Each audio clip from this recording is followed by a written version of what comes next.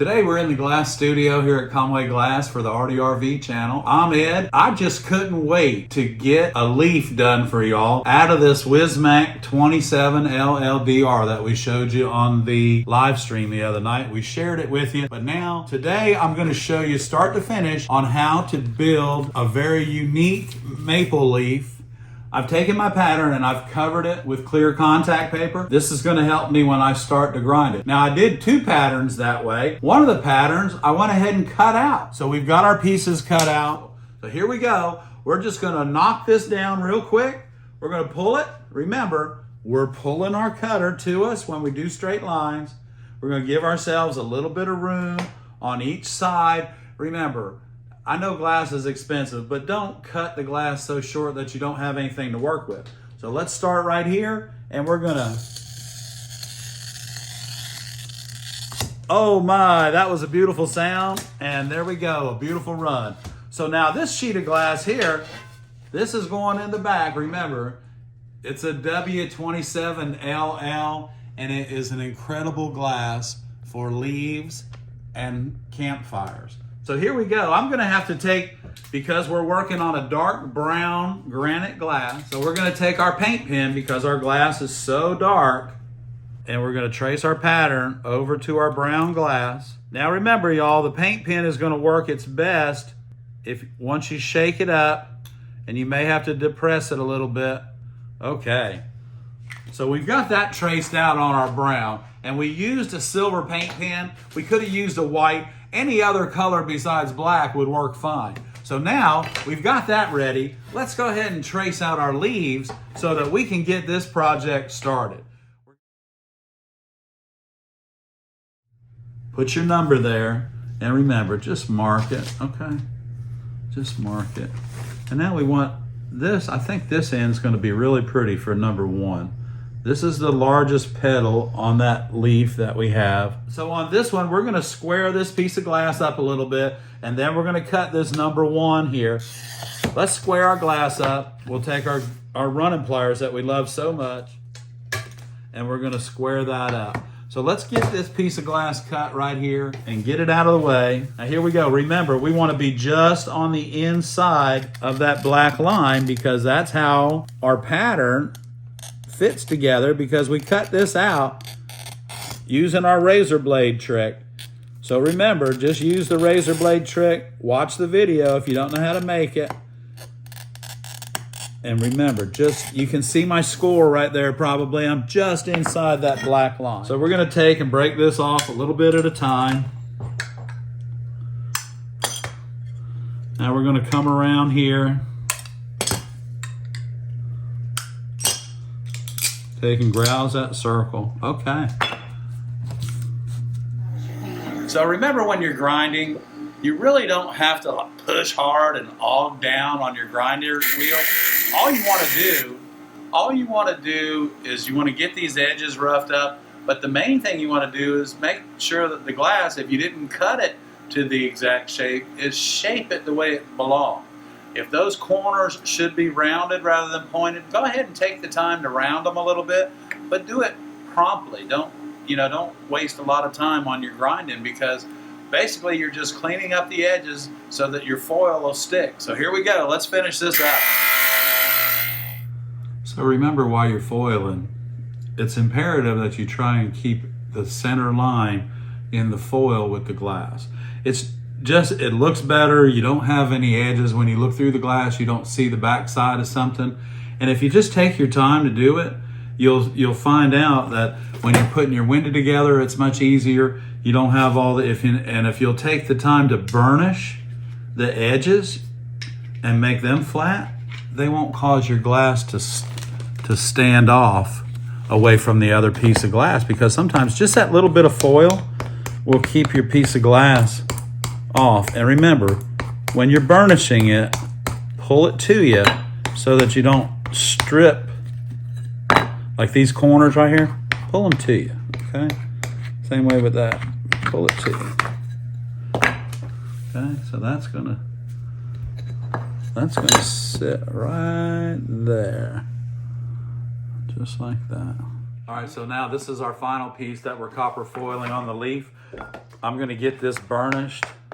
We're gonna pull all this back, make sure it's laying down just fine.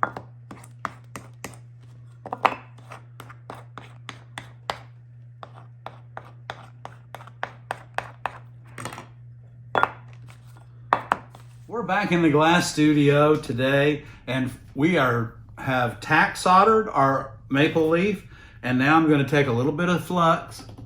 And like I said, get rid of the bushy hair on your brush, trim it down to about like that, and you'll be surprised how much flux you don't need. So we're going to start out by tinning the outside edge of this maple leaf. Because, you know, eventually we're going to be putting wire all the way around this, and then we're going to do some wire overlays today. So we just want to tin this. And you can see you don't have to move real fast, but you don't want to hang out and break the glass either. So just take a little bit.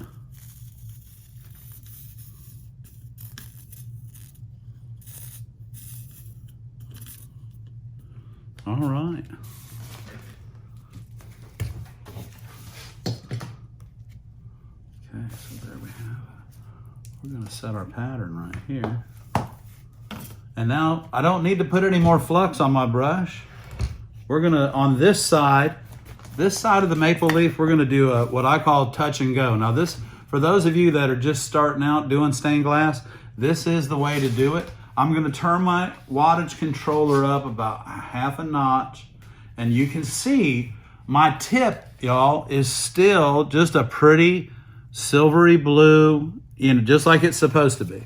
So I'm going to turn my 1/4 inch chisel tip up on its edge, and we're going to do it touch and go. Straight down, straight up, straight down, straight up, straight down, straight up. You see the solder roll back behind me?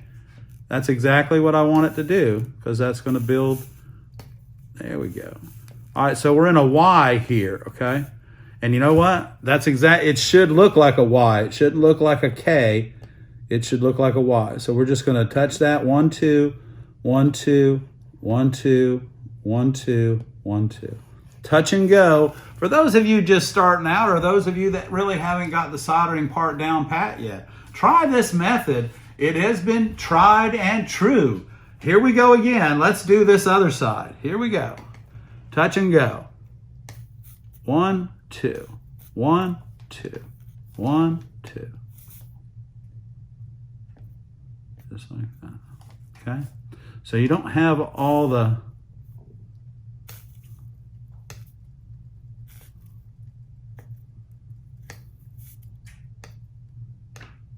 just remember 1, 2, straight down and straight up. 1, 2, straight up. 1, 2, straight up. Okay? Here we go again. We're going to go down the inside of the stem here.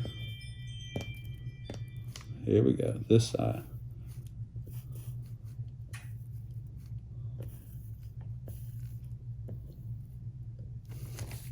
Just like that.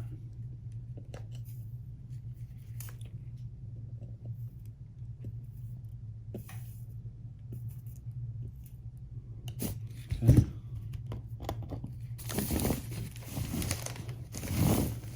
And if you need to clean anything up, you just touch it.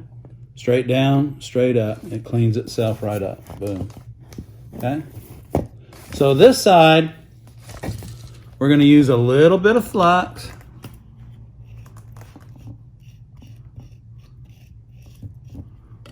And something I want to talk to you all about is you can actually just put a damp paper towel underneath this side here, since you've already soldered it.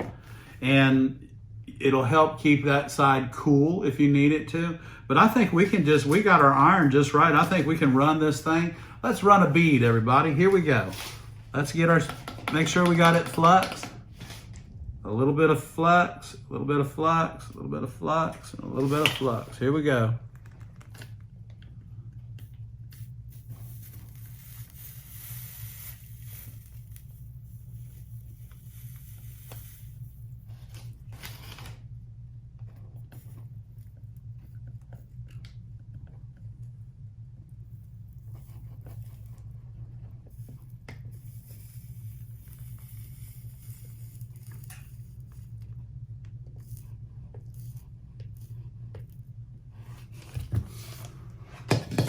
All right, so there's two different ways to solder, y'all, and all of you know that. The touch and go method is the tried and true method for someone that is just starting out and wants to build your confidence with solder. So now what we're gonna do is I'm gonna show you, we're gonna put safety wire all the way around this piece of glass, and then I'm gonna show you how to make a hanger. And we're gonna hang this piece. I haven't decided yet. I think we might hang it, I don't know, but we'll check it out. I'll show you how to make that, but first, let's get this wire around here so it can hang and not come apart. We're just tack soldering our wire around our window because I'm a big fan of not having to repair these things once you send them out into the world.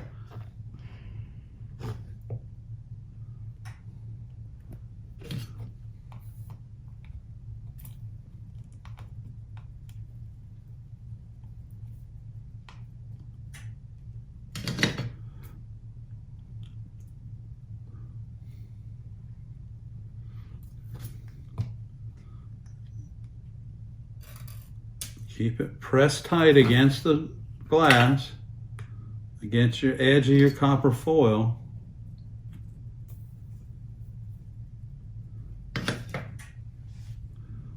This is your best defense against breakage, or, you know, just not really breakage, just coming apart. So now we're just going to continue with our little hook man here on our Canfield 6040 solder, because our wire now is down in many different places. It's much easier now to just run through this.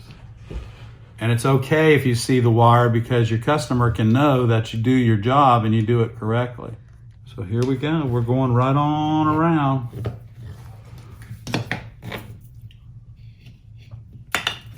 And you know, the thing about this is that we pretty much need to keep this leaf level as we roll around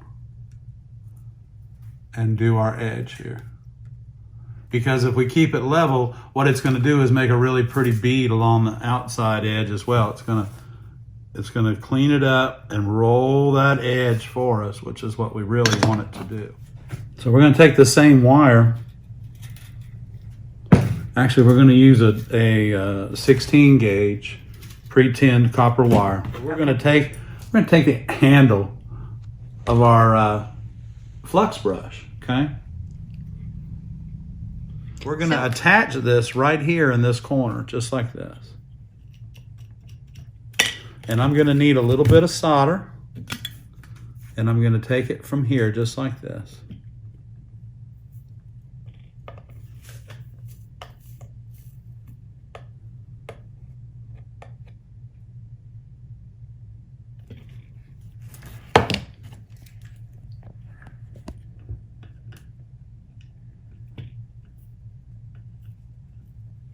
Okay, so there, y'all, is our hanger right there.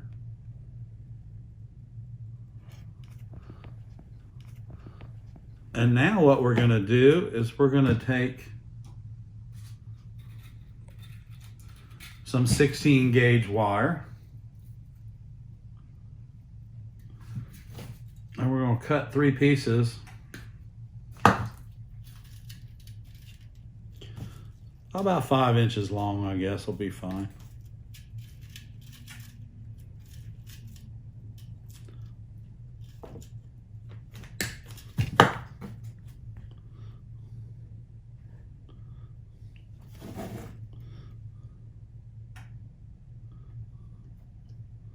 Okie dokie.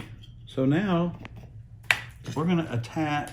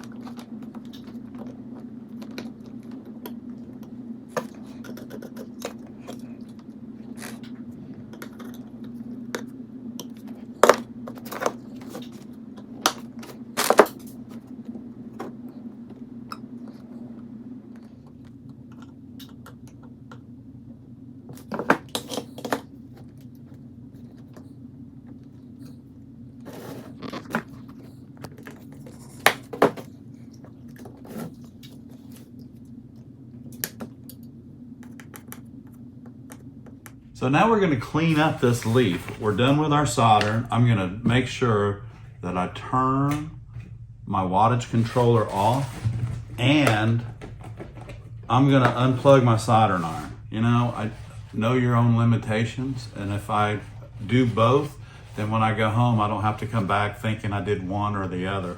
So anyway, we're gonna take a little bit of water on a paper towel. Now this, y'all, is just baking soda, okay? And we're gonna take a little bit of baking soda on our damp paper towel. You're gonna make like a little thing going on here. And you can see, okay, we're cleaning all this up. Now we're doing this before we patina it, because what this does is this really cleans everything and gets all the acid off of it and prepares the solder, the 60/40 solder, for the patina. So what we're gonna do, we're just taking, you can see it's really not that much. Now I'm gonna step away from the camera because I do wanna rinse this off. Wow, we just got through cleaning this leaf with our baking soda and a damp cloth. Well, it was almost like a paste what I had, but man, you should feel this once you get this clean. Now, because we've done it with the baking soda and there is no acid residue whatsoever, because baking soda, like Tums, reduces acid. So here we go. We are gonna take this, we're gonna shake up. We've got our regular, you know, our Nova Can black patina. And I'm gonna use a brush rather than a rag. I feel more comfortable putting this on with a brush. And I want you to see, because we cleaned this with our baking soda, I want you to look at the color of the, oh my gosh, y'all, I can't stand it. I can't stand it. Look how beautiful this is. And this is a one-shot deal. It's not going to get any darker than it is right now. But I want to flip this over. And we're going to go ahead and do this side as well. It's all beautiful. Don't need to let it sit for 20 minutes. You don't need to do anything but enjoy it. So just one more little dip of our black patina. Let's make sure we get our edges done completely. I want to make sure that we get all of this taken care of and looking good. We've got all of our cleaning. We've got our patina done. We've rinsed off our panel, our little sun catcher here, and we've got it completely dry. So in the past, y'all have been asking, well, you know, what's going to be the best cleaner for after you're done washing your little project, and how are you going to wax it? What do you use? And many people use a lot of different things, but someone mentioned this Clarity product here. Let's try this right here. I've got an old t-shirt, and we're going to take a little bit of this product right here, just a little bit. I don't think that we need a whole lot. And we're going to make sure that we rub it all over it, because it says it also brightens the glass. Well, you know what? If it polishes anything at all, it's going to definitely brighten the glass as well. And I can kind of feel it on my fingers right now. And I think when it dries, it's going to be really slick, and it feels really good right now. Okay, so we're going to set that right there. And now that we've waxed it with our Clarity stained glass polishing compound. So here we go. We're going to polish it up a little bit. And oh my, look at that. You can watch it come to life. I can feel the difference. This product works really well, y'all. This product works really well. So we're going to flip it over and we're going to polish it some more. Okay, we're going to polish it. Make sure that we get all the wax off, because the wax is what's going to give you those little white yucky looking things. If you don't get the wax off, that's what's going to oxidize. Is the wax is going to dry, it's going to turn white, and it's going to pick up the moisture in the air. So let's get this all polished. Wow, Barb, I hope you like that, because that is really pretty. And you know what? Let me move my hand out of the way.